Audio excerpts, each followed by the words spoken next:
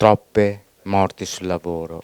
Urge intervenire, un'emergenza della politica nazionale veneta. L'anno scorso in Italia 1093 persone sono morte sul lavoro e ci sono stati 600.000 infortuni, una vera e propria guerra. Il Veneto ha un primato con 111 morti. Anche per voi e dal vostro osservatorio i numeri sugli infortuni sul lavoro sono drammatici.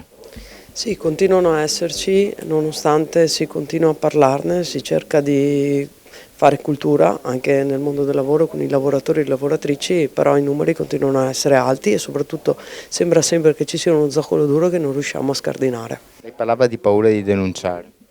Sì, perché oggi c'è questo sistema, soprattutto lì dove c'è lavoro precario o lavoro a termine, c'è la difficoltà da parte del lavoratore e della lavoratrice di denunciare anche situazioni gravi di sicurezza perché hanno paura di stare a casa e non hanno il lavoro poi per sopravvivere. Crediamo che la politica debba dare risposte, una delle risposte è la proposta di legge sugli appalti dove muore il 67%, cioè quasi il 70% dei morti sul lavoro e siamo qua per sostenere sia la raccolta di firme e poi in Parlamento perché venga approvata.